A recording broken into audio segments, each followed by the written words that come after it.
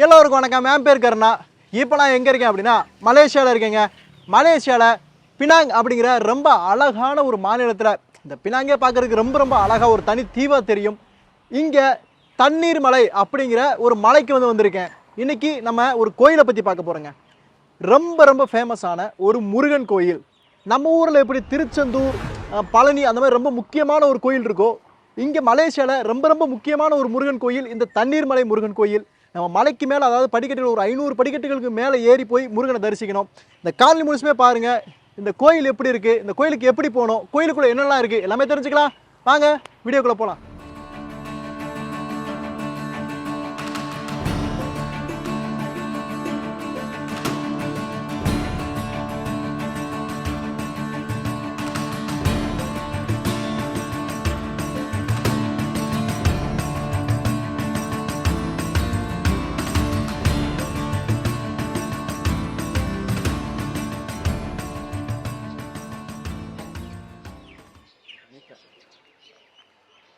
உள்ளே நம்ம வந்த உடனே இங்கே ஒரு பிள்ளையார் கோயில் இருக்குங்க.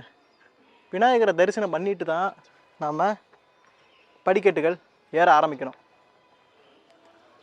வாங்க தரிசனம் பண்ணலாம்.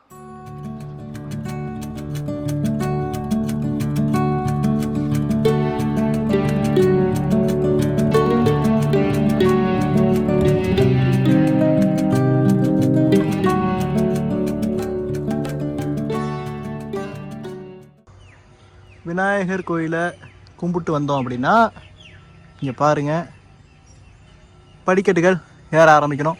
கிட்டத்தட்ட 513 படிக்கட்டுகள். இங்கே சூட ஏற்றாதீங்கன்னு இருக்காங்க. படிக்கட்டுகள் ஆரம்பிக்குது, மேலே போகலாங்க.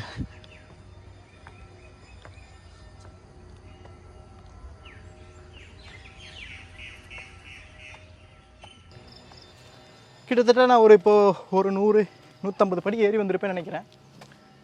நம்ம தமிழ்நாட்டில் எப்படி முருகப்பெருமானுக்கு அறுபடை வீடுகள் ரொம்ப ரொம்ப முக்கியமானதோ, மலேசியாவில் 3 முருகன் சன்னதி ரொம்ப ரொம்ப முக்கியமானது. 1 பத்துமலை முருகன் கோயில், ரொம்ப உயரமான முருகன். நான் வீடியோ போட்டிருக்கேன், பார்க்கலன்னா பாருங்கள். 2வது இப்போ நம்ம இருக்கிற இந்த தண்ணீர் மலை முருகன் கோயில். 3வது கல்லுமலை பெராக் அப்படிங்கிற ஒரு மாநிலத்தில் இருக்குது. இந்த 3 முருகன் கோயிலும் ரொம்ப ரொம்ப விசேஷம். அதுவும் தைப்பூசத்துக்குலாம் வந்தீங்கன்னா இங்கெல்லாம் நிற்கவே முடியாது, அவ்வளோ கூட்டம் இருக்கும் இந்த மலேசியாவில். வாங்க முருகனை மேலே தரிசனம் பண்ணலாம்.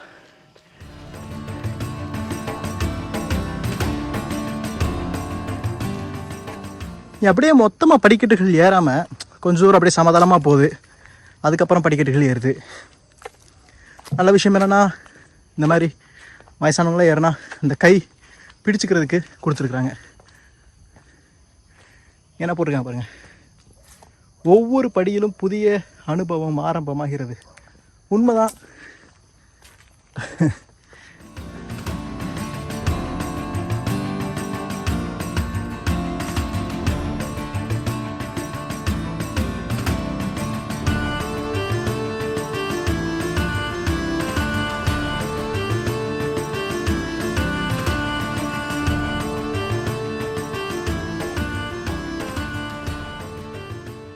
இந்த கோயில் எப்பப்போ கட்டப்பட்டது அப்படின்னா, இந்த கோயில் ரொம்ப சின்ன கோயிலாக 1800களில் இருந்தே இருக்குங்க. அப்படியே ஒவ்வொரு வருடம் அப்படியே வருஷம் கொஞ்சம் கொஞ்சமாக அப்படியே ரெனோவேட் பண்ணி 2004 தான் இவ்வளோ பெரிய கோயிலாக பண்ணியிருக்கிறாங்க முருகப்பெருமானுக்கு. சரி, இந்த கோயிலுக்கு நம்ம தமிழ் மக்கள் மட்டும்தான் வர்றாங்க அப்படின்னா இல்லைங்க. நிறைய வெளிநாட்டவர் வர்றாங்க, வேறு வேறு இனத்தவர் நிறைய பேர் வந்துக்கிட்டே இருக்கிறாங்க. இன்னும் மலேசியாலே இருக்கக்கூடிய அதிக அளவின தமிழர்கள் வர்றாங்க. அது மட்டும் இல்லை, சைனீஸ் மக்கள் இங்கே நிறையவே வர்றாங்க. நம்ம முருகனை சைனீஸில் ஒரு கடவுளை வச்சுருக்காங்க, ஸ்கந்தா அப்படின்னு சைனீஸில் சொல்லுவாங்க. நான் உங்களுக்கு ஏற்கனவே சின்ஸ்வி கோயிலில் கூட காமிச்சிருக்கேன், சீன கோயில். நீங்கள் என்ன பார்க்க அப்படின்னா நான் கார்டு கொடுக்குறேன், அதையும் போய் பாருங்கள். நிறைய மக்கள் நீங்கள் தைப்பூசத்துக்குலாம் வந்தீங்கன்னா மலேசியாவில் வாழக்கூடிய சீன மக்களாக இருக்கட்டும், தமிழ் மக்களாக இருக்கட்டும், இந்திய மக்களாக இருக்கட்டும், இன்னும் பால் கூட இருக்கிறது, காவடி தூக்குறது, இந்த மாதிரி நிறையவே பண்ணுவாங்க.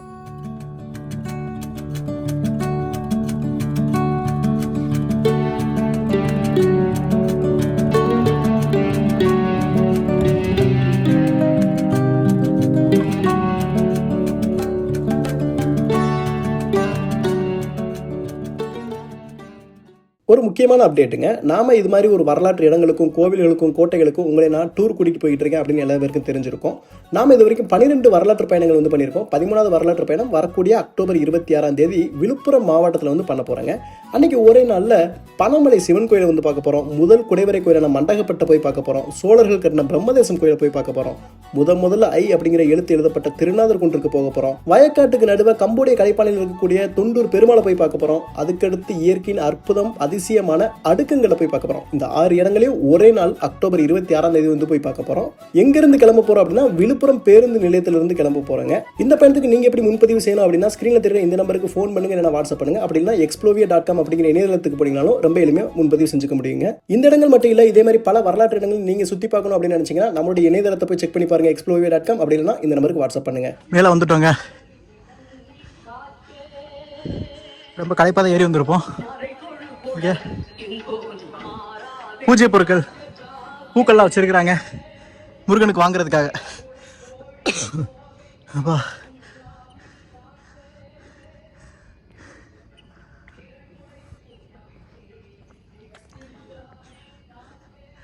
இங்கே பாருங்க, இங்கேருந்து பார்த்தா இந்த மலேசியா மொத்தம் ரொம்பவே அழகாக தெரியுது. ஐ மீன் இது பினாங்கு, அது கடல். அந்த கடலை தாண்டி அந்த பக்கம் அது மலேசியா தான். நமக்கு அப்படியே திரும்பினீங்கன்னா கிழக்கு திசை நோக்கி ரொம்ப பிரம்மாண்டமாக இந்த கோயில் கோபுரத்தை அமைச்சிருக்கிறாங்க.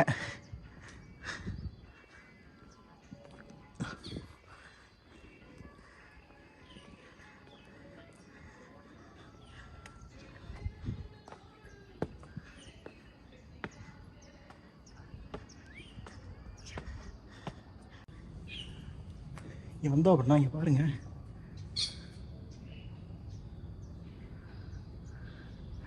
இந்த கோயிலோட கோபுர வாசலே ரொம்ப பிரம்மாண்டமாக நம்மளை வரவேற்குது.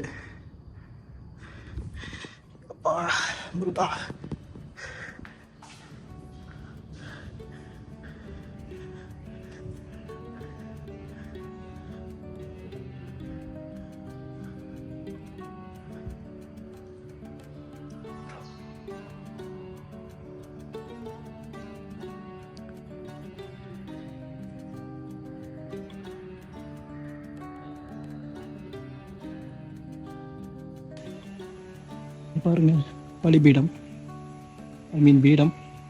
இங்கே முருகனோட வாகனமான மயில். அப்படி ஏங்கிட்டு பார்த்தோம்னா முருகப்பெருமான்.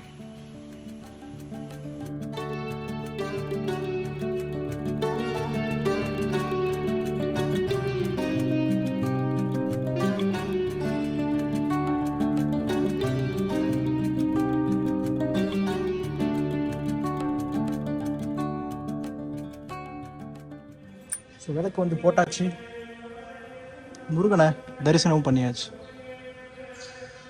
அப்படியே இங்கே அமர்ந்து கொஞ்ச நேரம் தியானம் பண்ணிட்டு இதாங்க வெளியே எக்ஸிட். ஸோ இந்த வழியாக வெளியே போகலாம். மழை பெய்யுதுன்னு நினைக்கிறேன். ஆமாங்க, எங்கள் கோயிலுக்குள்ளே இப்போ வந்தோம், மழை பெய்யல. நீங்கள் பார்த்தீங்களா, உடனே இப்போ மழை பெய்ய ஆரம்பிச்சிருச்சு. பாருங்க, மழை பெய்யுது.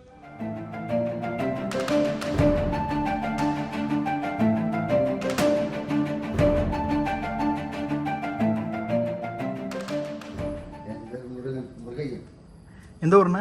சிதம்பரம். சிதம்பரங்களா? ஓம் சாமியே சரணமையப்பா, கற்பூரி ராஜ தீபம் சமர்ப்பயாமே. ஸோ முருகன் கோயிலை கும்பிட்டுட்டு அப்படியே இந்த பக்கம் வந்தோம் அப்படின்னா இந்த ஐயப்பன் கோயிலை கும்பிட முடியுங்க.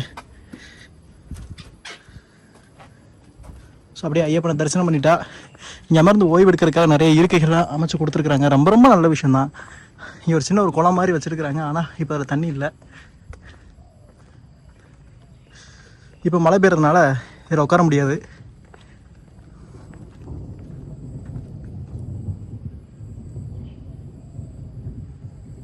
உங்களுக்கு கேட்குதுங்களா இடிக்கிற சத்தம்?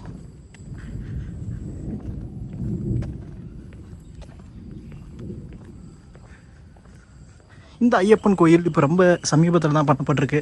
இங்கே பாருங்கள், இங்கே கொடுத்துருக்குறாங்க ஜூன் 17ஆம் நாள் 2018ஆம் வருடம்தான் இதை செஞ்சுருக்கிறாங்க. ரொம்ப அழகான ஐயப்பனில் ரொம்ப நல்ல கோயில்.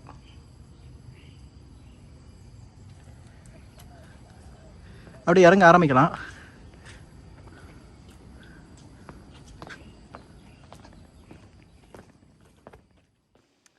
இந்த பினாங்கில் அமைஞ்சிருக்கிற ஒரு நிறைய மக்கள், தமிழ் மக்கள் வரக்கூடிய ஒரு நல்ல முருகன் கோயில் அப்படின்னு சொல்லலாம். பாருங்கள், மழை வேற பெய்யுது. முருகன் நம்மளை ஆசீர்வதிக்கிறார். இந்த வீடியோ பார்க்குற எல்லாருமே ஆசீர்வதிக்கிறார்னு சொல்லலாம். சரி, ஏறதுக்கு எவ்வளோ நேரம் ஆகும் அப்படின்னா, ஒரு 1/4 மணி நேரத்துலேருந்து ஒரு 20 நிமிஷத்தில் வந்து மேலே போயிடலாங்க. ஸோ இறங்குறது ரொம்பவே எளிமை தான். படிக்கட்டுகள்லாம் தனித்தனி பாதைகள் அமைச்சு கொடுத்துருக்கனால ஒரு 10 நிமிஷத்துலேயே வந்து நீங்கள் இறங்கிடலாம்.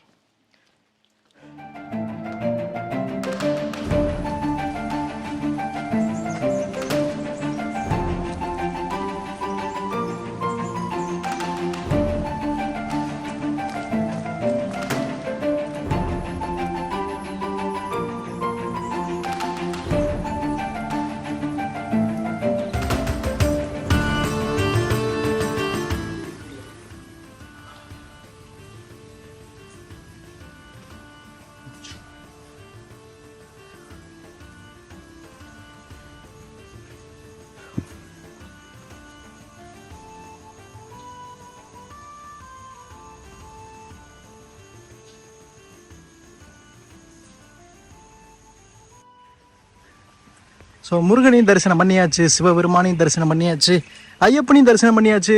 ஆக மொத்தம் ரொம்ப அருமையான ஒரு தரிசனம் அப்படின்னு சொல்லலாம். நம்ம காரில் வந்தோன்னா இங்கே பார்க் பண்ணிக்கணுங்க. ஸோ கார் பார்க்கிங்காக இருக்கட்டும், பைக்குக்காக இருக்கட்டும், எல்லாமே ரொம்பவே அருமையாக தெளிவாக கொடுத்துருக்குறாங்க. நமக்கு அப்போ எந்த பிரச்சனையுமே இல்லைங்க. ரொம்ப அமைதியான, ரொம்ப சக்தி வாய்ந்த ஒரு கோயிலாக இங்கே நிறைய மக்கள் வந்து வழிபட்டுட்டு இருக்கிறாங்க. நீங்கள் மலேசியா வந்தீங்கன்னா, பினாங்கு வந்தீங்க அப்படின்னா கண்டிப்பாக இந்த தண்ணீர்மலை முருகன் கோயிலுக்கு வந்து பாருங்கள். ரொம்ப ரொம்ப அருமையான ஒரு கோயிலுங்க. இந்த வீடியோ நீங்கள் நிறைய பேருக்கு ஷேர் பண்ணுங்கள். ஏன்னா இப்படி ஒரு கோயில் இருக்குது, இவ்வளோ வரலாறு இருக்குது, இவ்வளோ பார்க்குறதுக்கு இவ்வளோ அழகாக இருக்கும், இவ்வளோ சக்தி வாய்ந்த முருகன் இருக்கிறார் அப்படின்னு எல்லாருக்குமே தெரியுங்க. இந்த வரலாறு என்று பகிரப்படல் மட்டும் தான் இந்த வரலாறு அடுத்த தலைமுறையினரால் அறியப்படும். இணைந்தே இருங்க. இதே மாதிரி நமக்கு தெரியாத, நமக்கு தெரிஞ்சும் அங்கே போக முடியாத பல இடங்களை உங்கள்கிட்ட கொண்டு வந்து நான் சேர்க்குறேன். அடுத்த ஒரு பயணத்தில் சந்திக்கலாம். நன்றி.